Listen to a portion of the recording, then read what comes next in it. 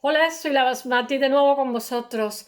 Hoy voy a hablar de, para mí, el mejor escultor el mejor entre todos los escultores vivos, que es como Richard Serra, que es como le llama Norman Foster a este escultor. Ya sabéis que es mi veleidad, mi filia, la escultura. Richard Serra es de los grandes, para mí es el más grande. El Anthony Caro, hay una serie, Anthony Caro os tengo que hablar otro día, que es un sefardí. Bueno, Richard Serra se llama así, es norteamericano, nace en 1938 en San Francisco, pero es hijo de un español, de un mallorquín, Tony Serra. Y su madre ahora voy a hacer una pequeña síntesis, es una judía, bueno, hija de judíos inmigrantes de Ordesa, que ha nacido en Los Ángeles, se llama Gladys.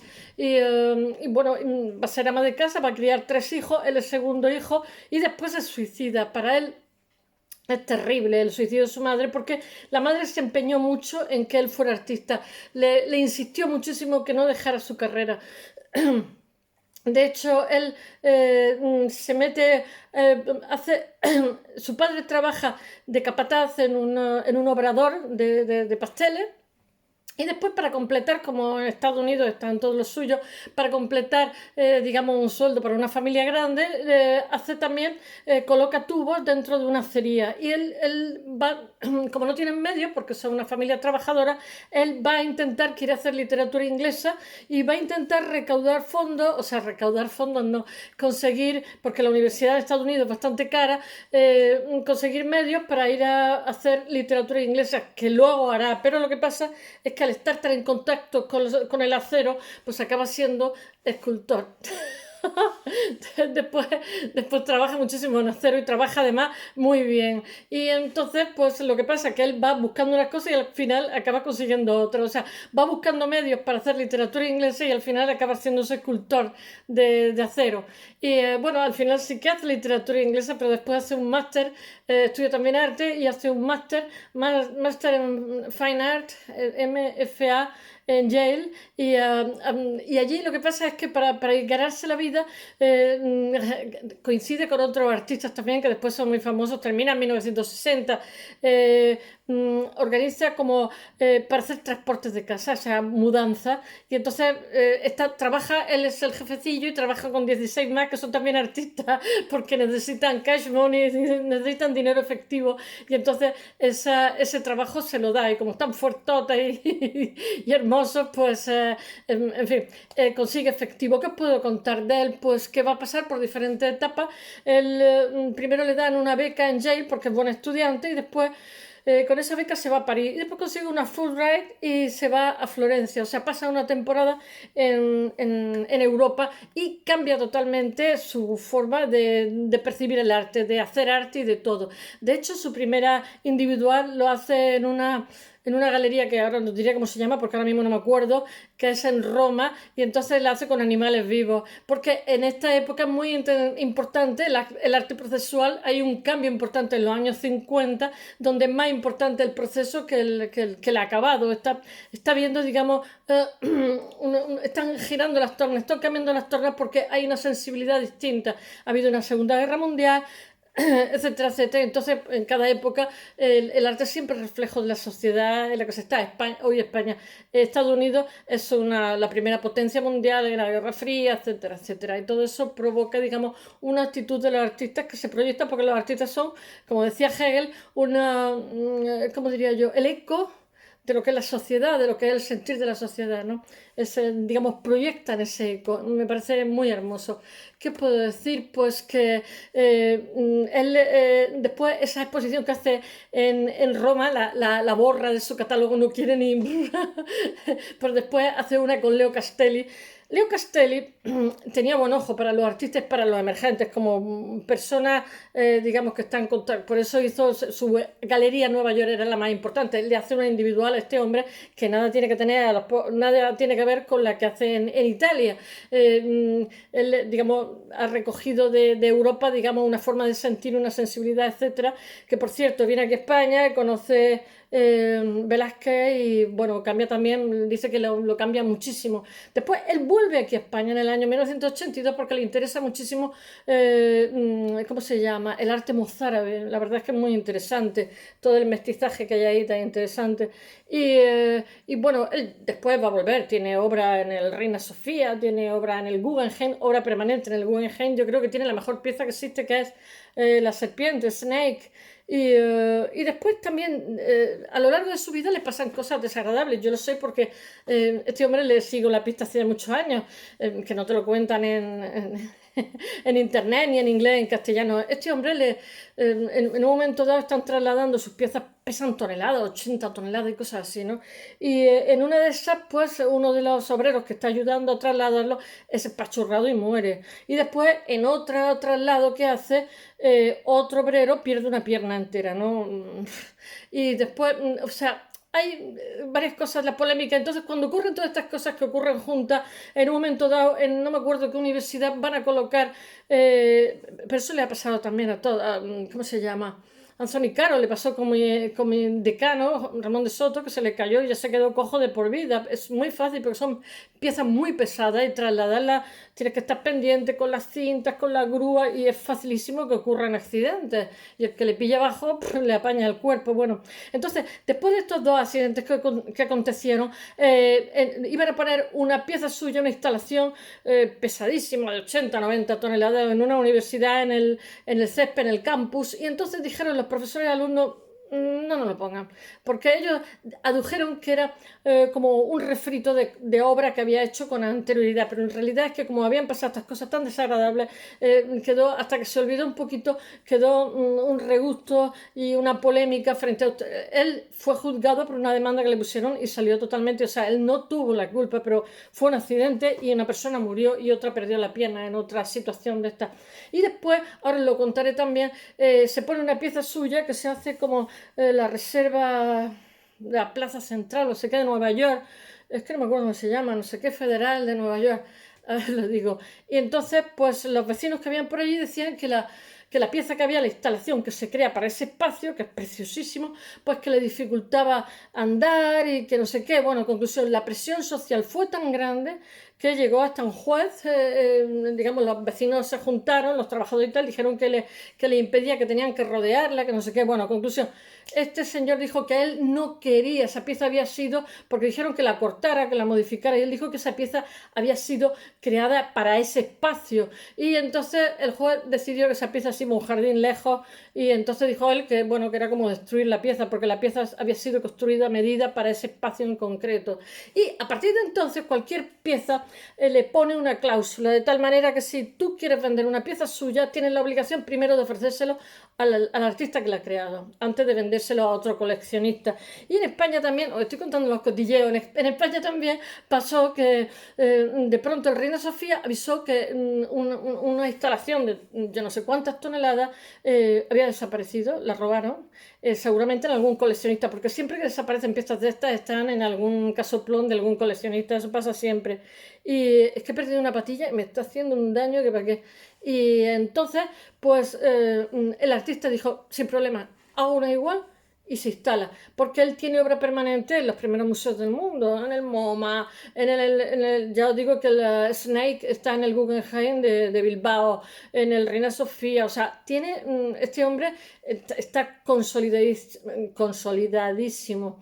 Y sus piezas aproximadamente llegan en las pujas de South By, llegan a costar 1,5 millones, 2 millones de dólares aproximadamente. Y él, ya os digo que desde que pasó todo esto tan desagradable, pasó otra cosa, no me acuerdo, que lo obligaron a cortar un trozo. Y él tiene ahora mismo unas cláusulas leoninas cuando vende una pieza de que no se puede modificar sin la autorización cuando compra una pieza suya, hace un contrato de que si lo quieres vender, primero se lo tienes que ofrecer al autor, etcétera, etcétera. Me imagino que es que de todo se aprende en esta vida. Bueno, voy a ver si os cuento un poquito su vida. Ya os he dicho que es hijo de español y de madre rusa, judía. Bueno, sí, Eisenman le dijo cuando hizo el Museo de Berlín que hiciera una pieza para el holocausto y tal, y él dijo que no podía hacerlo por cuestiones familiares y tal, que le revolvió un poquito el estómago porque la familia de su madre habían tenido tíos y abuelos, en fin, parientes que habían muerto. O sea, yo comprendo que se fueran tantos judíos a Estados Unidos, pero es que,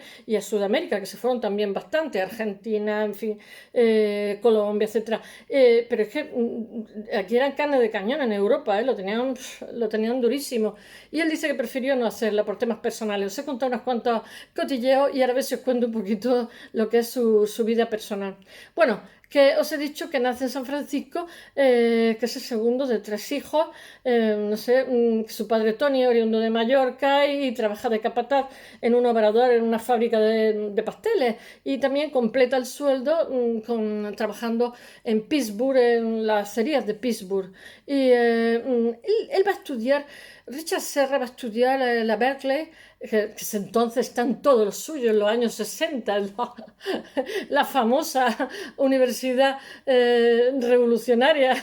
Bueno, él Serra describe los astilleros de San Francisco, donde su padre trabaja como instalador de tubos, instalador de tuberías, como una influencia muy, muy importante, porque claro, el padre tiene mano, está trabajando allí, el niño necesita dinero y lo que hace es meterlo. Y que va a ser una influencia muy grande y tanta, en lo que, porque él aprende a trabajar el acero. Y bueno, su madre Gladys Feinsberg, ay, no lo digo, Feiberg, nace en Los Ángeles, pero es hija de ruso procedente de Odessa, no, Ucrania. Y más tarde también la Ucrania, porque entre judíos, Stalin, que los ucranios, se pasó 3 pueblos con ellos, todavía se acuerdan los pobrecillos. Ucrania siempre ha tenido el granero de la Unión Soviética, de Rusia, los pobrecillos lo han tenido duro. Bueno, él se hace en los hornos de la fábrica, él se fragua como escultor en la fábrica de acero de Pittsburgh, como he dicho, donde entra para conseguir realmente fondos para poder estudiar en la universidad. A mí me parece hermosísimo, porque así el estudiante, como le ha costado tanto trabajo conseguir dinero para estar allí, no se puede permitir el lujo ni de suspender ni de hacer determinadas cosas. Me parece maravilloso, para que le permita estudiar literatura. Luego estudiará literatura inglesa y pasará de ella, o sea, se dedica a ser escultor, porque ya se le ha metido en la vena el tema del acero. Bueno, ¿qué puedo decir? Él dice, os voy a leer una frase, dice: mi madre tiene una gran influencia. Él se deprime cuando la madre se suicida, ¿eh? Normal, él la adoraba. La madre tenía muchísima sensibilidad, tiene una grandísima influencia en mí en el tema de arte. Es una persona que inculca en mí la idea de que podía llegar a ser artista. La exposición que hace jovencito en Roma es graciosísima, con cerdos vivos en jaulas que les da de comer. Bueno, después de los estudios de literatura en la Universidad de California y arte, se va a la Yale, en la que conoce artistas como Philip Guston, Jasper John, Frank Stella. Él pertenece a esa generación, que es una generación muy brillante, y viaja a París porque le dan una beca, y después de estar en París consigue una Fulbright que se va a Florencia. Entonces él se introduce, en esta época se introduce en un ambiente de artista, en un ambiente de cultura, que cambia totalmente su forma de percibir la realidad, de percibir el arte. Y de hecho, cuando vuelve a Estados Unidos es una persona totalmente distinta. Yo me imagino que todos los jóvenes, no porque Europa sea maravillosa, sino a todos los jóvenes le viene muy bien salir de casa, de su calle, de sus parientes y tal, no porque Europa sea Europa, sino porque incluso los de aquí que se vayan a Estados Unidos, porque es interesante, digamos, cambiar el registro, cambiar el entorno para repensarse uno mismo, porque si nace y vive en tu mismo, bien, lo hizo Kant y lo han hecho muchos artistas, pero yo pienso que es saludable. Bueno, él abandona las letras y se entrega totalmente a la escultura, o sea, lo tiene claro desde un inicio, o sea, cuando termina la carrera y tal, él lo que quiere ser es escultor. Y llega a ser, según Norman Foster, y como he titulado hoy el tema, el más grande entre todos los escultores vivos. A mí también me lo parece. Yo soy fan de Richard Serra, ahora mismo tiene como 82, 83 años, tiene una pinta así de bestiazo, pero es un hombre sensible y además os he contado montones de veces que su instalación, que eso te tienes que meter por ella, Snake, serpiente, en el Guggenheim de Bilbao. Él lo hace muy deprimido por el suicidio de su madre. Se viene a suicidar a lo mejor cuando, en los años 70, en el 79, por ahí, cuando él tiene ya 40 y tantos años. Y él dice que él construye esa pieza muy, muy melancólico con el tema de su madre. Y sin embargo, cuando va al Guggenheim se encuentra a gente tocando la guitarra y feliz dentro de esa pieza. Entonces él dice que muchas veces tú concibes una pieza de una manera, sin embargo el público, se lo he contado otras veces, el público la percibe de manera totalmente distinta. O sea, su pieza la conciben como algo alegre y que te provoca felicidad, y dice él que sin embargo la engendró una total tristeza, que para qué, con el tema de su madre, porque estaba muy unido y le afecta muchísimo. Bueno, ya sabéis que las madres nos empeñamos en que los niños hagan cosas, la mayoría de las veces no nos hacen caso, pero bueno, alguna vez van y tienen suerte. En este caso sí que tuvo suerte, por lo visto es la que estuvo detrás dándole. Los rusos tienen una tradición de artistas buenísimos. Otra cosa es que los pobres pues han tenido, yo que sé, Stalin y monstruos de estos, porque ahora están saliendo a la luz montones de cosas, ahora que es un país abierto desde hace tiempo, bueno, abierto a medias, pero bueno, estamos conociendo cantidad de autores, o lo que fue la evolución de otros autores que no pudieron salir del país, y bueno, tiene cosas maravillosas, siempre han sido muy buenos artistas. Lo que pasa es que eran tribus muy salvajes y se cohesionaban muy mal. Mira, algún día hablaremos de eso. Bueno, sus primeros trabajos son abstractos y bueno, él tiene la etiqueta de minimal, sí, quizás sí, sus instalaciones son muy mínimas. Estos trabajos abstractos están todavía muy lejos de sus grandes dimensiones. Él, a partir de los años 70, empieza ya a hacer instalaciones que yo que sé, de 80 toneladas, 90 toneladas, que, ¿sabéis lo que significa para mover eso? Es de locos, porque se necesitan, bueno, yo creo que ingenieros para que vayan dirigiendo las grúas y tal, porque no es nada fácil, porque muchas veces la mayoría de sus piezas no están verticales, sino tienen 40 grados y cosas así, y entonces conseguir que se coloquen de la manera, conseguir anclarlas para que no las toques y se te caigan encima y cosas de lo más complicado que hay. Me imagino, porque yo he hecho piezas pequeñas y anclarlas es difícil, pues imagino que estas piezas grandes, anclarlas, pues ya, no sé, pero me imagino que el Guggenheim tendrán colaboradores habituales en plantilla y cosas así, que tendrán este, no sé, no tengo ni idea, ¿eh? Estoy especulando. Bueno, y después hace también, hace piezas, hace series que, como he dicho antes, el process art, que es arte en proceso, que es muy importante en esta época, que lo hace también los dripping, cuando la pintura, etcétera. No, que no es tan importante la pieza al fin, sino el proceso. No es tan importante el lugar donde llega, eso me pasa a mí en los viajes, sino el proceso de preparación, el proceso de hacer las cosas es tan hermoso, que antes eso pues no se tenía tan en cuenta, porque hay un cambio de lo que es la filosofía de la época. Bueno, os voy a leer unas cosas que dice, lo importante de esos primeros tiempos es el proceso creativo, no el resultado final. Eso lo dice él. Bueno, en esta época utiliza 4 principios para crear. Él se pone, ¿cómo se llama? Tormentas de ideas, que llaman en inglés. Es que estoy intentando traducirlo para no estar todo el rato dando nombre en inglés, ¿no? Y se pone a hacer, a nombrar infinitivos para, digamos, motivarse intelectualmente, motivarse creativamente. Y entonces en esta época utiliza los infinitivos que son arrojar, rajar, rodar y apilar. Eso en inglés, que sería pues to hurl, to split, to roll, to hip. Y bueno, que es una época de experimentación, estamos en los 60. Además, tiene exposiciones que, por ejemplo, yo trabajo también con plomo, coge el plomo, el plomo se hace líquido con no demasiado, con poca temperatura, ¿no? Y entonces lo arroja sobre la pared para ver cómo las formas que hace, ¿no? Y entonces hay una experimentación con las propiedades plásticas de materiales como el cuero, el neón, el plomo, etcétera. Y surgen en estos años diferentes series. Los artistas van viendo cómo van evolucionando porque van haciendo series distintas. De esas series muchas veces es interesante una cosa, pero por eso los coleccionistas aquí en España y en todos lados te compran una serie entera, y simplemente con que una sea interesante ya ha rentabilizado todo, porque los emergentes son baratos. qué cosa digo. Bueno, en estos años surge, tengo que ver las fechas, las series, voy a decirlo en castellano, todo esto está en el blog, ¿eh? En el blog que tiene vídeos, fotografías, tiene muchísima información. Y está Apuntalar, que es prop, con piezas apoyadas una en otra, que hay una explicación personal de los principios de equilibrio. Y después hay otra, que es una serie que se llama Cinturones, que son belts, lo digo en español, que están realmente, lo han copiado muchísimo también. Os digo como ayer Anish Kapoor, lo han copiado, pero vamos, hasta el infinito. Están suspendidos en muros porque después trabaja mucho el acero corten. El acero corten es precioso, es como una especie de oxidación que está detenida y porque protege el núcleo, ¿no? Y que además pesa menos, etcétera. Bueno, estos cinturones están colgados de un muro y, bueno, y que están retorcidas. Y, bueno, todo esto está en el Guggenheim de Nueva York como obra permanente, colección permanente en 1976. Su primera individual, esto es muy graciosa, la hace algunos años antes en Roma.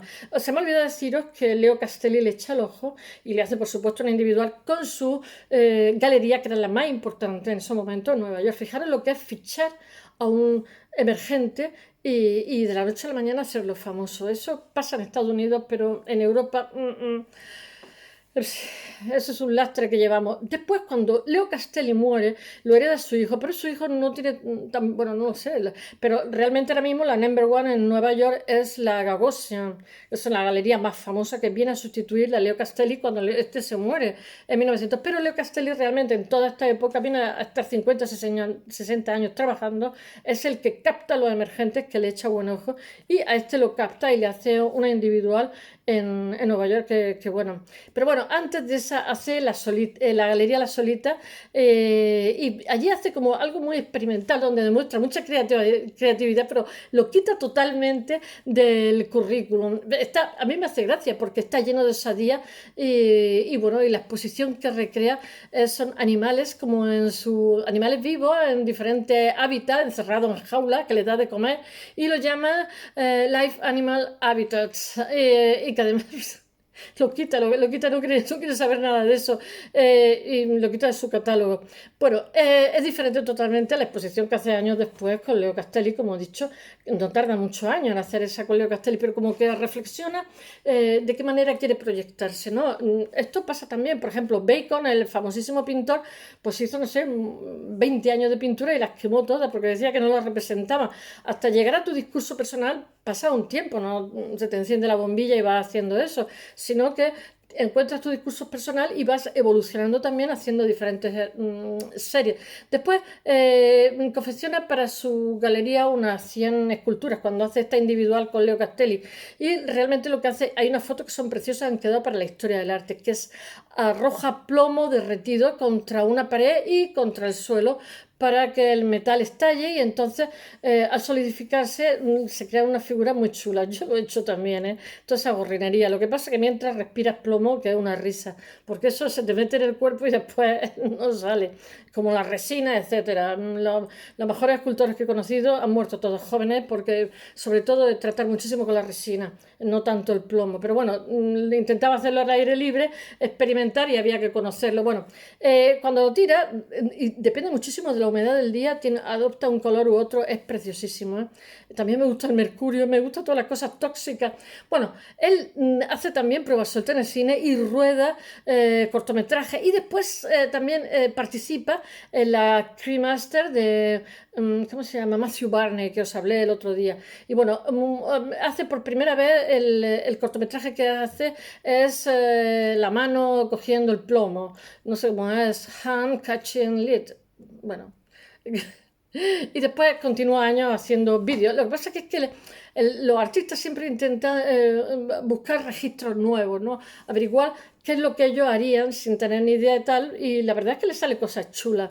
Después, durante los 70 y 80, no, hace muchísimo más cortometrajes. Bueno, pero aunque hace esos cortometrajes, él no se aleja en absoluto de la escultura. Y hace también muchísimo grabado, y el grabado muy bien hecho, muy bonito. Tiene muchísima obra en papel, y además no me acuerdo cómo se llama, porque como yo soy grabadora, me encanta. Algún día os tengo que hablar nada más que de técnica de grabado.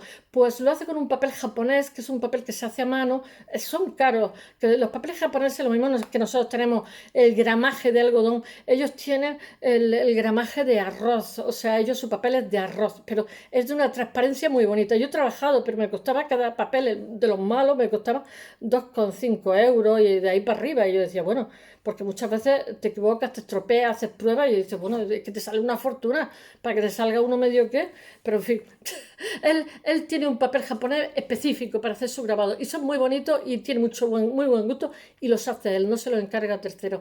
Bueno, a él le dan un premio que es el Teodorón en el Guggenheim. Teodorón significa en griego, porque es griego, amado de los dioses. Por eso cuando oigo los nombres griegos, ¿no? Teodora, que la ama a los dioses, Demófilo, Demosfilios, democracia, o sea, siempre estoy con los sonidos de las palabras, ¿no? ¿Cómo se llama? Ay, no me acuerdo. Las etimologías. Es que mira mi diccionario, que es etimológico, de Jean Coromines. Tengo el pequeño, pero los buenos son los grandes y te cuentan toda la historia de las palabras, ¿no? Que se utilizan en el siglo XIII, que no sé cuánto, que tiene influencia hebrea, que es una palabra musulmana, que no sé qué. Y me quedo fascinada, pero claro, como tengo un libro así, para irse a los buenos hay que coger libracos tremendos y ahora no se puede ir a la biblioteca. Bueno, le dan el premio Teodorón en el Guggenheim de Nueva York y hace una individual en el Museo de Arte de Pasadena.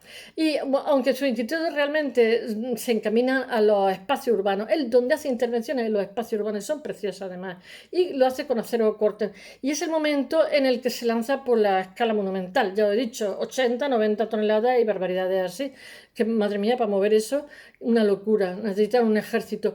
Su objetivo es relacionar, pero mirad, en arte, por mucho que digan, el tamaño importa. Yo creo que en todo, pero bueno, no entremos en determinados temas. Bueno, su objetivo es relacionar al ciudadano con su espacio. Él realmente, ya os he dicho que los soportes son la luz y el espacio, que ya han sustituido a los anteriores soportes sencillamente porque la vida cambia y porque se agotaron. Se agotaron porque perdieron su funcionalidad, como he dicho un millón de veces, con la fotografía y el dibujo, cambiaron, ya son otros. Y crean realmente esculturas muy impactantes y de gran tamaño, pero de muchísima sencillez. Y en 1981 crea una obra que se llama Arco Inclinado, en inglés, Tilt Arc, para la Plaza Federal de Nueva York. Esto es lo que os he dicho, que se lo hacen quitar y lleva un disgusto horroroso. Y a partir de entonces, cada vez que vende una pieza, tiene unas cláusulas leoninas en los contratos. Que prohibido tocar la pieza y que si quiere vendérsela a alguien, primero que se lo ofrezca al autor. Y me parece bien. Y bueno, hay una polémica entre los trabajadores de los edificios colindantes porque se quejan de que al tener, yo comprendo que también tiene que ser un agobio Nueva York ahí, para la gente que está trabajando todos los días, le importaron unas narices la instalación y todo eso, porque para llegar a un sitio tenían que dar muchas vueltas. Es lo que dicen, hasta cierto punto es razonable, pero él se lleva un disgusto de muerte. Y lo presionan tanto que en 1989 se desmonta y se traslada a un parque público, donde él dice él que no tiene razón de ser, porque está totalmente descontextualizada, porque se creó pierde todo su poder, se creó para un espacio. Y entonces después de esta hace otras obras las que se caracterizan por su forma, grandes rollos, en forma de láminas, es minimal, con acero corten. Yo creo que el acero corten ya pesa menos. Y la composición química del acero corten preserva el núcleo, preserva el interior y preserva también la corrosión. Y es muy bonita porque es totalmente oxidado. Yo me las veía y me las deseaba para oxidar el hierro. Lo metía en agua del mar, le echaba agua oxigenada. Yo decía, madre mía, pero si esto... Y después lo que hace es, le corta la oxidación, le pone un barniz mate por encima y tiene unas tonalidades muy desiguales, muy bonitas. ¿Y qué puedo decir? Pues que busca la manera de integrar la pieza en su entorno, en lo que le llaman, bueno, sí, porque él es que es amigo de Midson, que se mató con la avioneta, pues estamos en plena época del land art. Y entonces el land art lo que trata es de liberar la pieza, la escultura de los límites de la talla. Y surgen así, porque todos estos son hijos del conceptual, surgen así piezas como la serie de Serpiente Snake, que os he hablado de ella, que está en el Guggenheim de Nueva York, que se hace, hoy de Nueva York, de Bilbao, que se hace profeso para la inauguración del Guggenheim de Bilbao, que fue todo un acontecimiento. Y después está Equal Parallel Guernica, que es la que desaparece, que la roban, yo no sé cuántas toneladas, ahí no sé cómo se pudo hacer eso, de verdad. El Reina Sofía le dijo, oiga, que no la tenemos. Dijo, sin problema, la hago y gratis además. Y la hizo gratis porque es una obra permanente en la colección del Reina Sofía. Y bueno, él tiene la idea de que el público que la visita la recorra por entero, la atraviese, porque eso tienen las instalaciones, que tú eres parte de la pieza. Y bueno, en 1982 no contemplas la pieza desde fuera, sino que estás dentro. La relación artística con España empieza cuando viene para investigar sobre la cultura mozárabe. Él ya había estado cuando había tenido las becas porque recorre Europa viendo los museos y tal. Y después de su obra no dejan de visitar maestros del museo para quedarse definitivamente. Esto es el Snake, que está con la materia del tiempo, están expuestos en 2005 y definitivamente instalados en las salas Arcelor del Guggenheim de Bilbao, como he dicho. Y bueno, que es... bueno, yo pienso que la mejor pieza que tiene la mí, la que más me gusta. Otros la han definido como vértigo, yo creo que no, a mí me parece alegre. Y en todos estos años confeccionan muchísimas piezas que colocan en infinidad de museos de todo el mundo, en Basilea, en Alemania, en montones de sitios. Tiene piezas por todos los museos importantes de todo el mundo. Y después en 1987 tiene Fulcrum, que la hace para la boca del metro de Glasgow, y no me acuerdo ya. Y bueno, en el 2000 tiene Charlie Brown, es que yo también fui de la época de Charlie Brown, como de Tintín, más de Tintín, pero Charlie Brown también, lo dibujé muchísimo, para la nueva central del Gapien en San Francisco. Y en 2008, estoy diciendo unas cuantas, no quiero tampoco decir, tiene para las Tullerías y el Obelisco en París, tiene también una pieza. Y bueno, él continúa participando, él tiene montones de premios, el Príncipe de Asturias español, ¿cómo se llama? El Premio Imperial, tiene montones, caballero de, ¿cómo se llama? En Francia, la Legión de Honor, tiene muchísimos premios, pero muchísimos. Pero él es un hombre sencillote, un hombre ya mayor, con 82 años.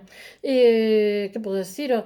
Que en 2006 participa en la Bienal del Whitney Museum de Nueva York con la obra Stop Bush, el presidente Bush, que él denuncia lo que se está haciendo, hace como un dibujo negro, crayón, que representa a los presos de Abu Ghraib, y que luego se utiliza la propia Bienal para realizar los carteles publicitarios, pero le modifica el mensaje y pone Stop BS, le quita la U y para que no sea tocarle las narices a el presidente, ¿no? Porque es muy bonito lo que hace, le indigna lo que están haciendo, las torturas que están haciendo. El 2007, bueno, Richard Serra Sculpture le hacen ¿cómo se dice? Una retrospectiva de 40 años. En inglés se llama, eso en 2007, Richard Serra Sculpture 40 Years. Y es una de las exposiciones, eso se lo hace el MoMA. El MoMA le rinde honores, nada menos, el MoMA de Nueva York, y titulada Ciudades de Medio Mundo e instituciones culturales de otros medios reconocen. Bueno, ahí se exhibe todo lo que son esculturas, todo lo que ha hecho en 40 años, pero él, como todos los artistas que se precian, lo que hace es que presenta otras esculturas que ha hecho, o sea, digamos, pasado, presente y futuro de alguna manera, para que el visitante cuando las vea se lleve una idea de quién es Richard Serra. Bueno, es para mí el mejor. Y bueno, que es doctor honoris causa por Yale, en Londres, Navarra, pues yo que sé, caballero de la Orden de la Arte y las Letras de Francia, España, y en el 2010 le dan el premio Príncipe de Asturias. No quiero seguir contando cosas, lo más importante es que veáis el blog, que es es maravilloso porque le he puesto muchísimos vídeos y todo esto que os he estado contando va con sus imágenes, que la mayoría están protegidas y es complicado ponerla aquí, aparte que me llevaría un tiempo horroroso porque todos los días hago un programa. Espero que os haya gustado. Para mí, como para Norman Foster, Richard Serra es el mejor escultor entre todos los escultores vivos. Hasta mañana.